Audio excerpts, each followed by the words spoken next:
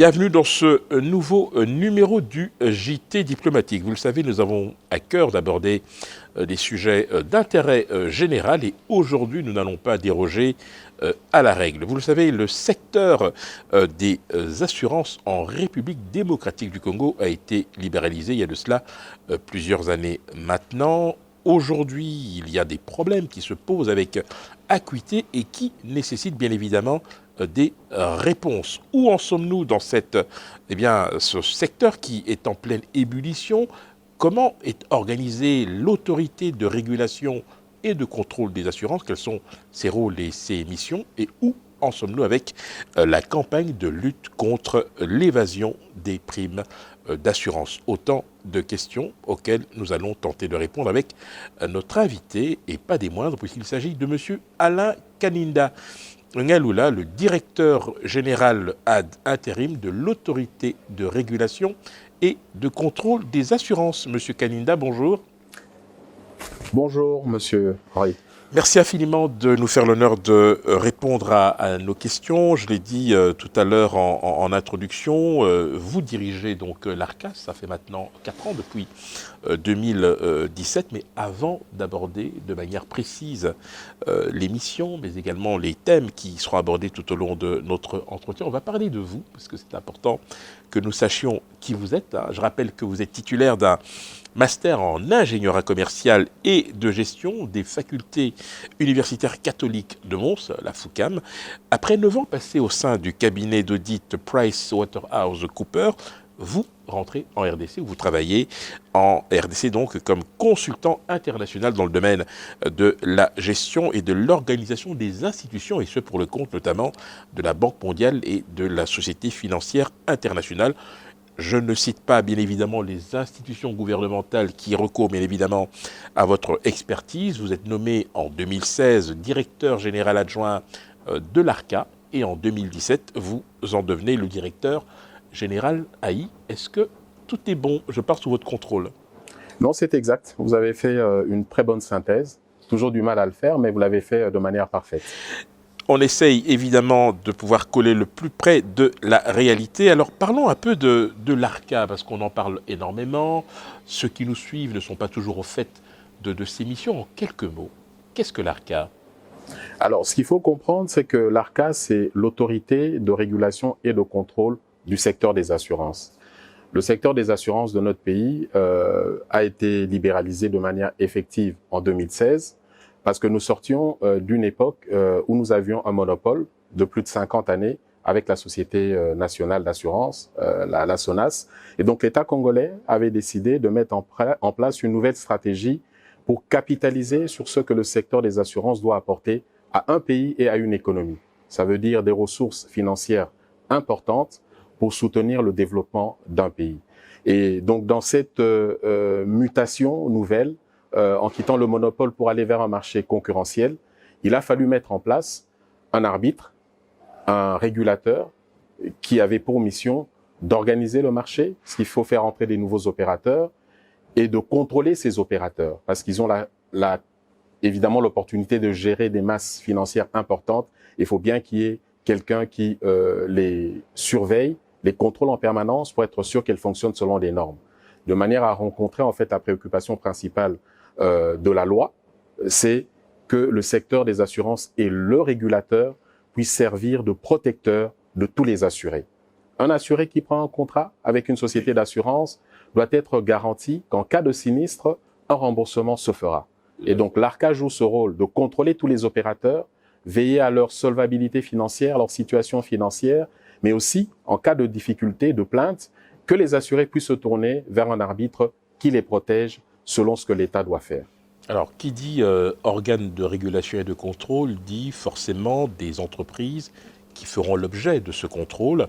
Lorsque l'ARCA est créé en 2016, combien y a-t-il d'opérateurs agréés reconnus?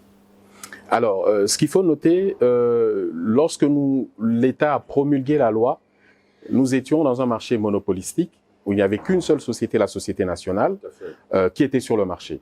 Et donc l'idée de la loi, et ça on le clarifie toujours pour dire, le but de la libéralisation, c'était de créer un marché nouveau. Ne plus être dans le monopole, mais aller vers la concurrence. Et la loi a été parfaitement conçue en disant l'opérateur historique qui est sur le marché doit continuer à opérer, mais il doit également se mettre selon les normes fixées par la loi. Donc, on dira que lors de la promulgation de la loi, la SONAS a été présente, elle l'est. Maintenant, elle s'est conformée à la loi selon ce que le Code des assurances a prévu. Donc, c'était la seule société qui a été opérationnelle en 2016. Et c'est seulement en 2019 que nous avons agréé et donné la licence à de nouvelles sociétés d'assurance. À l'heure actuelle, Alain Kanida, quels sont les critères d'éligibilité? Qu'est-ce qu'une entreprise qui souhaite, je dirais, intervenir dans ce secteur doit réunir comme garantie ou comme condition pour pouvoir être, je dirais, reconnue par l'ARCA?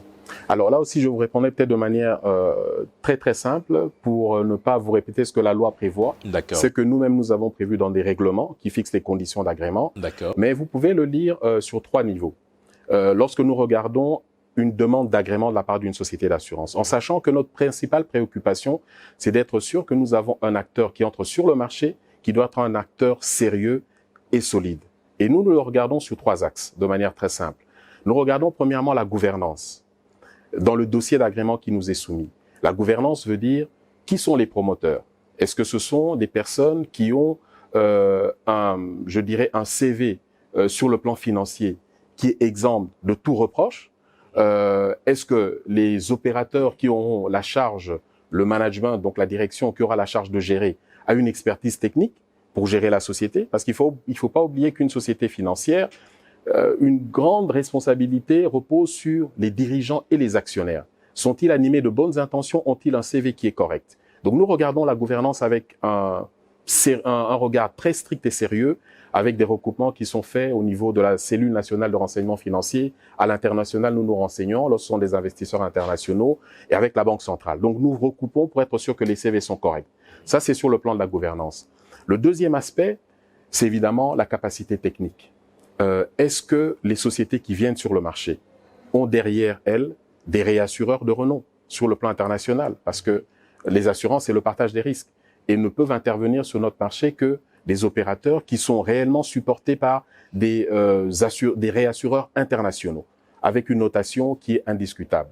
Lorsque ça, c'est dans le dossier, c'est déjà un très bon pas. Et puis, nous regardons la situation financière. Est-ce que la société réunie, ça c'est la loi qui le fixe, vous devez avoir un capital minimum de 10 millions de dollars mis sur un compte en République démocratique du Congo, non pas sur base d'une garantie qu'une banque nous émet, mais sur base du cash qui est effectivement mis sur le compte et qui est bloqué sur le compte.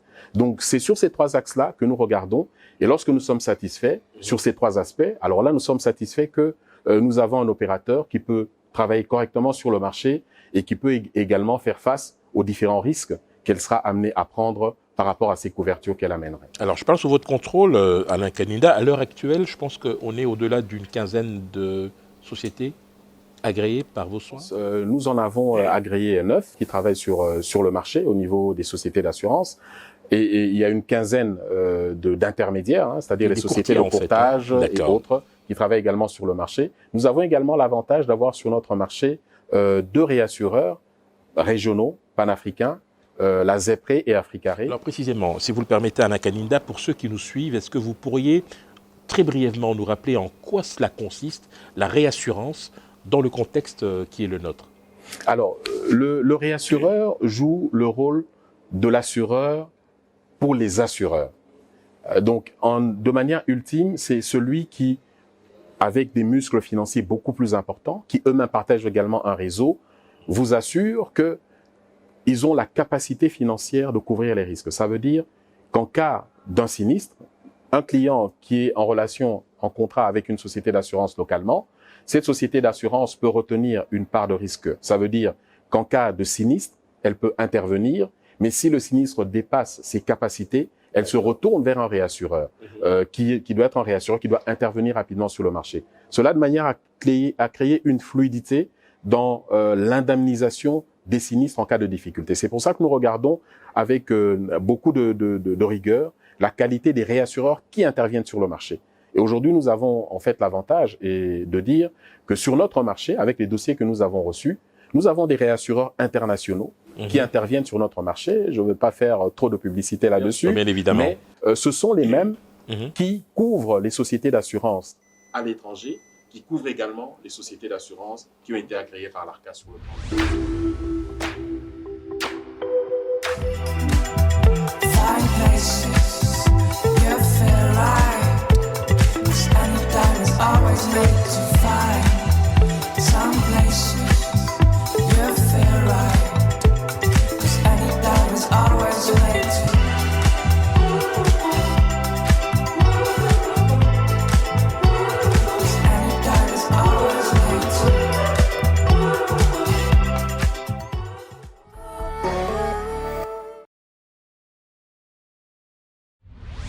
Alain Kaninda, la loi sur les assurances de la RDC, dans son article 286 du Code des assurances, oblige les prestataires de s'assurer localement.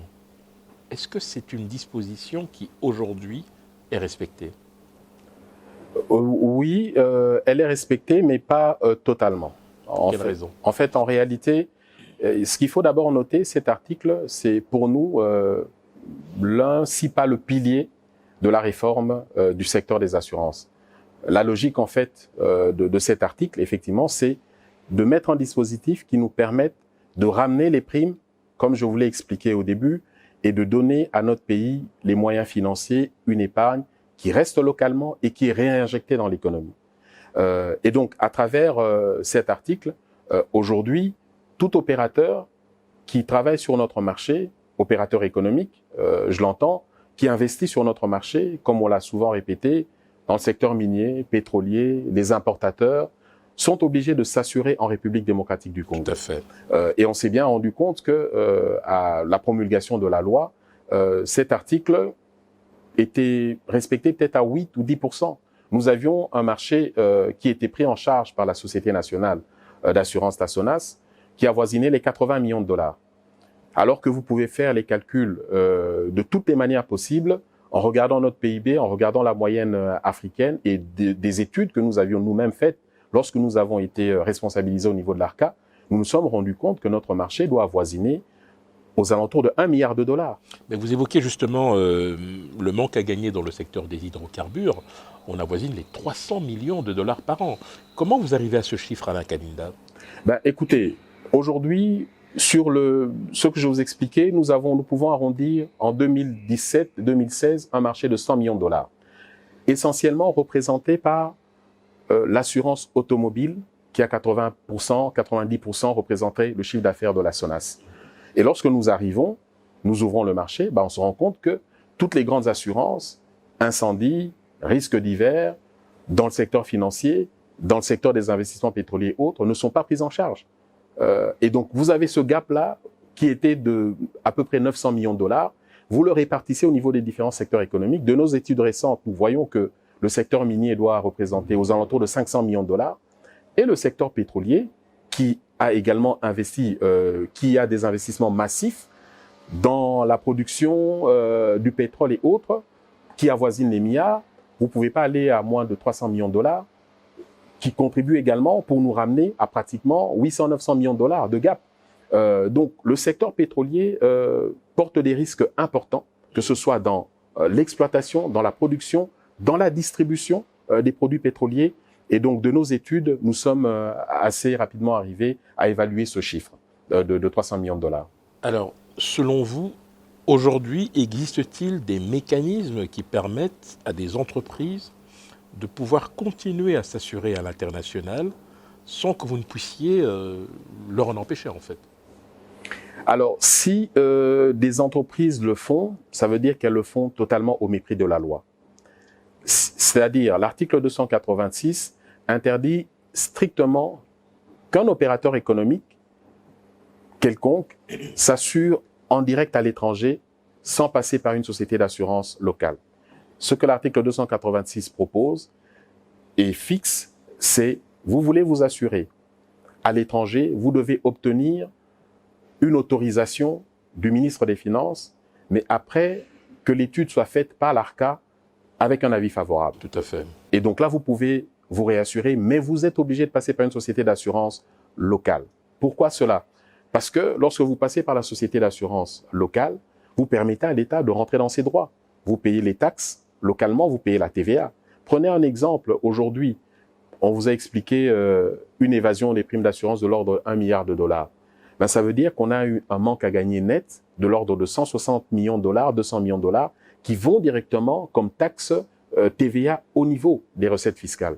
Donc, lorsque vous vous assurez à l'étranger, ces taxes-là ne sont pas perçues par l'État congolais. Tout à fait. Et donc, c'est un manque à gagner important et qui prive l'État de ses droits, mais qui expose l'opérateur qui se livre à cela à de l'évasion, à des cycles de corruption et d'autres types d'infractions qui peut être à caractère financier et voire même pénal. Tout à fait.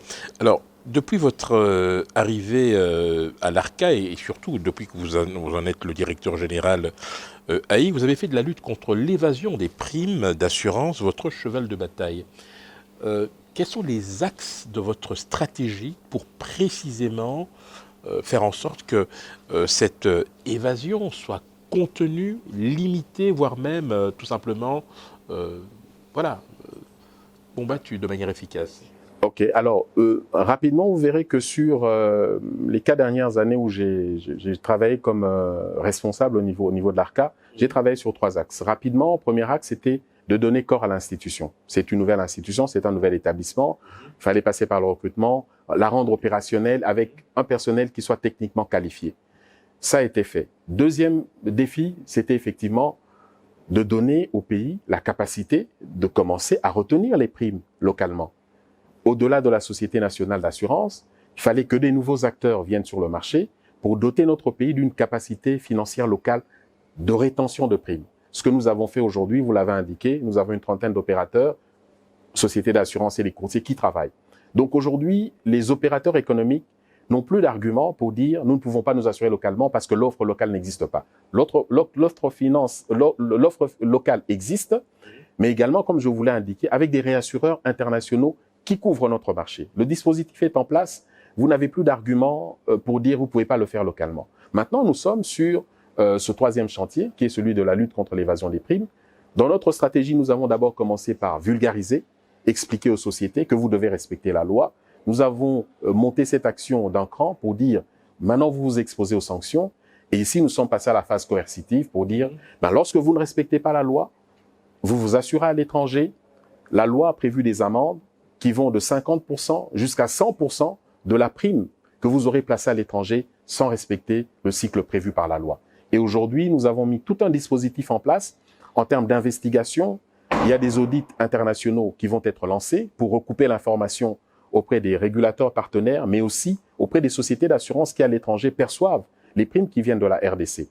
Et nous avons aujourd'hui un formidable soutien au niveau du ministre des Finances, qui s'inscrit également dans la même logique de pouvoir travailler pour que ces primes soient ramenées localement au niveau du pays, de manière à voir s'il y a des dérogations qui vont être demandées, mais qu'elles soient faites dans le cadre de la loi et non plus en marge de la loi. Alors, dans votre dispositif ou dans votre arsenal de sanctions, outre le paiement d'amendes importantes, est-ce qu'il y a autre chose? Est-ce qu'il y a des mesures contraignantes ou coercitives contre les contrevenants? Oui, aujourd'hui, nous avons, à travers le ministre des Finances, lancé encore un communiqué de rappel pour demander aux opérateurs de respecter la loi. Il y a d'autres mesures beaucoup plus restrictives qui vont être prises, notamment, par exemple, au niveau des opérations bancaires, où il y aura une interdiction stricte de paiement d'une assurance à l'étranger. Cela va arriver. Et comme je vous l'ai dit, dans les investigations que nous faisons et les travaux que nous faisons en termes de contrôle, les responsables au niveau des sociétés peuvent même s'exposer à des, je dirais, infractions d'ordre pénal. Et là, vous allez vers le parquet de l'État et vous vous exposez également à des infractions beaucoup plus graves. Parce que c'est de la dissimulation de l'information, c'est de l'évasion fiscale qui est faite.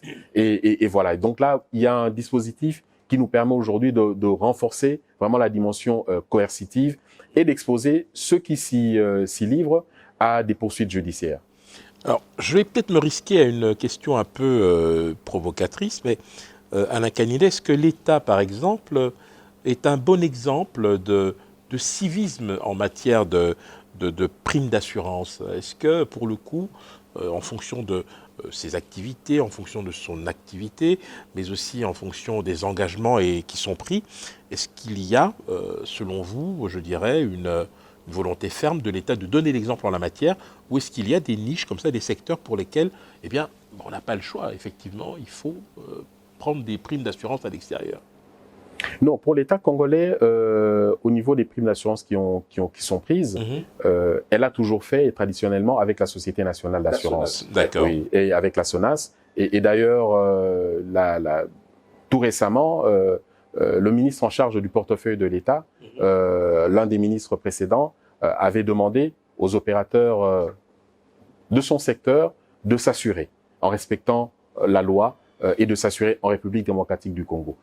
Et donc, il y a évidemment beaucoup d'autres secteurs qui peuvent encore être inclus, mais depuis que la loi a été promulguée, il y a cette dynamique qui est prise de manière à faire en sorte que le patrimoine congolais puisse également se conformer à la loi en s'assurant en République démocratique du Congo. Alors, dans le cadre de la maximisation justement des recettes en matière de primes d'assurance et autres, est-ce qu'aujourd'hui, Alain Kaninda, vous pensez qu'il y a des pistes vers lesquelles vous pouvez, en tant qu'organe de régulation et de contrôle, aller pour précisément faire en sorte que l'État puisse, je dirais, générer un maximum de recettes et pouvoir effectuer, par exemple, des investissements? Parce que je me souviens de l'une de vos interventions, notamment lors du Forum économique du Congo central, vous aviez émis l'idée justement qu'il y ait un investissement qui soit fait à partir justement de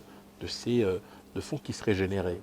Oui, alors l'avantage que représente le secteur des assurances, c'est à deux niveaux. Sur le plan financier, vous avez la question des primes d'assurance qui sont payées, qui doivent être recyclées au niveau de l'économie. Exact. Nous parlons aujourd'hui dans notre objectif à court terme, c'est de pouvoir rapatrier le milliard de dollars ou 1,5 milliard de dollars qui est encore placé à l'étranger, qui doit être ramené. C'est le travail dans lequel nous sommes actuellement, de manière très, très agressive. Ces capitaux qui sont ramenés au niveau du pays, comme je vous l'ai dit, est mis à la disposition de l'économie à travers le secteur bancaire. Et ce sont des capitaux qui servent à financer l'économie, à financer les petites et moyennes entreprises, à financer les projets de développement, à financer le secteur immobilier. Et c'est une manne financière qui est là à la disposition de l'économie pour financer le développement, avec des effets induits. Parce que là, c'est les opérateurs qui développent des projets et qui vont générer des impôts sur le bénéfice et autres et créer de l'emploi. Mais de ce milliard de dollars, l'État percevra de manière directe des taxes, notamment la TVA, pour ne citer que celle-là, une taxe indirecte, de l'ordre de 160 millions à 200 millions de dollars, qui est directement inscrit dans le budget de l'État et qui va vers le Trésor. Et donc ça, c'est également une ressource financière importante qui est mise à la disposition de l'économie pour que l'État puisse l'utiliser pour les différents besoins du budget de l'État. Alain Kaninda, comment on rapatrie une somme pareille avec l'optimisation fiscale qui est aujourd'hui à la mode d'une certaine manière?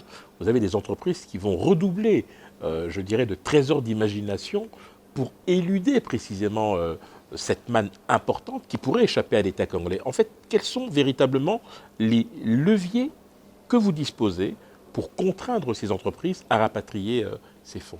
Alors, tant que la loi n'est pas changée sur l'article 286, d'accord, et les opérateurs sont obligés de passer par le circuit local de placement des primes. D'accord. Et maintenant, comme je vous l'ai dit, nous aujourd'hui, c'est une question d'information. Mais nous avons mis en place tout un dispositif pour faire des investigations sur le plan local, mais aussi sur le plan international, avec des audits qui sont faits. Vous pouvez avoir une société qui est filiale ici d'un grand groupe, mais nos investigations ne se limitent pas simplement au niveau de la filiale, parce que des opérations financières peuvent se faire au niveau de la maison mère, qui est basée dans un pays que je ne citerai pas, mais qui est à l'international. Donc c'est pour ça que nos investigations se font également au niveau international. Et là, les informations financières sont disponibles, parce que ces sociétés, à l'international, donnent des états financiers et une information financière qui doit être ouverte et qui doit être accessible. Et c'est là où nous pouvons recouper des informations pour voir ce qui sort. Mais comme nous le disons, aujourd'hui, dans le communiqué que le ministre des Finances a lancé, c'est de demander aux sociétés de de venir dans une approche déclarative de bonne foi. Et ça vous permettra, et ça permettra également à l'autorité de régulation et aux financiers de l'État, le ministre des Finances, de voir quelle disposition est prise pour ceux qui n'avaient pas respecté la loi pour les années d'avant. Mais le plus important, c'est de regarder vers l'avenir. Quelle est votre attitude? Est-ce que vous vous engagez à pouvoir vous respecter la loi selon les dispositifs prévus par la loi, ou vous voulez résolument vous enfermer dans l'illégalité? Cela dépendra de ça. Mais nous aurons les informations. Pour ceux qui ne l'auront pas déclaré, nous aurons in fine des informations avec ce système d'investigation à l'international et d'audit sur le plan international. D'accord. Alain Kalinda, on arrive petit à petit au terme de notre entretien. Avant de vous donner le mot de la fin, j'ai quand même une question. C'est plutôt une question d'actualité. Vous avez, il y a de cela 2-3 semaines, été élu deuxième ou premier vice-président, je pense. C'est premier vice-président de la CISNA, qui est un organisme qui rassemble les opérateurs du secteur au niveau de la SADC. En quelques mots, de quoi s'agit-il? Mais surtout, que peut espérer la RDC à travers cette vice-présidence? Comment peut-on tirer notre épingle du jeu? Alors, comme vous l'avez indiqué, cet organisme représente en fait un comité qui rassemble les différents régulateurs de toutes les institutions qui gèrent les valeurs mobilières, c'est-à-dire les bourses, mais également les autres institutions financières non bancaires, notamment le secteur des assurances. Et c'est une institution qui représente les États membres de la SADC, donc la partie Afrique australe. Ce qui est d'abord important de retenir, c'est que tous ces membres, tous ces pays, en fait, sur l'espace africain, c'est le plus grand marché financier africain. Et donc, l'ARCA se retrouve désigné comme premier vice-président. Je crois que c'est une fierté pour notre pays, parce que nos pairs, qui ont plusieurs années avant nous, parce que bon, le secteur a été libéralisé il y a 5-6 ans, nous sommes devenus opérationnels il y a 3 ans, mais dans notre jeunesse, on a estimé que la RDC avait cette place-là. Ça veut dire que notre pays attire en termes d'opportunités, mais également, ça veut dire qu'il y a une crédibilité que l'ARCA a pu asseoir dans la mise en place des normes pour faire fonctionner le secteur des assurances. Et donc, cet organisme qui regroupe les régulateurs a pour mission effectivement de fixer les normes, les standards, donc sur le plan international, mais sur le plan régional. Donc, ça nous permet, nous, de nous arrimer vraiment aux normes internationales et de faire respecter notre marché, mais également d'avoir une collaboration, échange d'informations. Vous avez les marchés comme l'île Maurice, l'Afrique du Sud, qui sont des grands marchés financiers au niveau de l'Afrique. Nous apprenons beaucoup, mais nous attirons aussi des investisseurs qui doivent venir au niveau de notre marché. Mais également, il y a la question de l'inclusion financière à travers ce marché. Donc aujourd'hui, pour la RDC, nous avons un espace dans la SADC, pris dans le grand ensemble de l'Afrique, parce qu'aujourd'hui, avec le chef de l'État, nous avons la présidence de l'Union africaine. Donc c'est un sous-ensemble qui est important sur le plan économique, qui viendra soutenir la diplomatie très agissante et active économique du chef de l'État, avec un dispositif financier qui accompagnera, mais au niveau de la partie régionale. Donc pour nous, c'est une opportunité d'attirer les investisseurs, de continuer à consolider l'inclusion financière que nous faisons. Nous parlons des primes que nous devons ramener, le milliard que nous avons. Ça nous permettrait également d'avoir des capacités d'utilisation comme les autres pays le font, de comment nous replaçons les primes, comment nous investissons pour le développement du pays. Donc nous avons beaucoup à tirer et beaucoup également à retenir de cette opportunité qui nous est présentée au niveau de l'Afrique australe. Alors on rappelle que c'est un mandat de 2 ans qui vous est accordé. Dans le même ordre d'idée, il faut savoir aussi, pour ceux qui nous suivent, que la République démocratique du Congo a présenté un candidat au poste de secrétaire exécutif de la SADC, élection prévue pour le mois d'août 2021. Il s'agit du professeur Faustin Luanga. Dernière question, ou plutôt opportunité pour vous de nous donner votre mot de conclusion, Alain Kalinda. Avant tout, évidemment, c'est vous remercier pour l'opportunité qui nous est donnée. Le mot de la fin, ici, c'est vraiment de dire qu'aujourd'hui, nous avons un secteur des assurances qui est dynamique, qui vit, qui a un potentiel important. Il y a 5 ans, nous avions un marché qui est à 80 millions de dollars. Aujourd'hui, de manière organique, ça veut dire qu'une croissance qui se fait tout à fait naturellement avec les nouveaux opérateurs, nous atteindrons aux alentours de 300 millions de dollars à la fin de cette année. Mais aujourd'hui, nous avons un accélérateur important qui est lancé avec cette campagne de lutte contre l'évasion des primes d'assurance qui devrait hisser notre marché aux alentours de 1 milliard de dollars, qui rapportera des ressources financières importantes pour le pays en termes de taxes, mais qui dotera également le pays de ressources financières pour l'investissement et pour le développement au niveau de notre pays. Et donc, nous sommes dans cette dynamique plus qu'enthousiaste, plus que, je dirais, optimiste de ce que aujourd'hui le secteur des assurances va enfin rencontrer ce que notre pays a toujours rêvé il y a 50 ans, d'avoir un secteur qui soit capable de donner au pays les moyens financiers pour son développement, mais aussi, selon la vision du chef de l'État, apporter des services financiers de couverture pour nos populations. Parce que c'est aussi ça l'assurance. Avoir des produits d'assurance maladie qui vont être développés, mis à la disposition des plus démunis ou des personnes à bas revenus dans notre pays. Donc le secteur des assurances va le faire avec les assurances santé, mais également apporter la protection et le confort pour les populations, mais aussi booster les investissements dans notre pays parce que les assurances, c'est aussi la sécurisation des investissements. Donc c'est avec beaucoup de passion que nous faisons ce travail-là et que nous pensons que nous sommes dans une très très bonne direction et voilà, ce sera tout gagnant et tout bénéfice pour notre pays. Voilà qui met un terme à cet entretien. Merci infiniment Alain Kalinda Ngalula. Je rappelle que vous êtes le directeur général ad intérim de l'autorité de régulation et de contrôle des assurances. Quant à moi, amis auditeurs et téléspectateurs, je vous retrouve très prochainement, même heure, même lieu, sur le plateau du JT diplomatique. À très bientôt.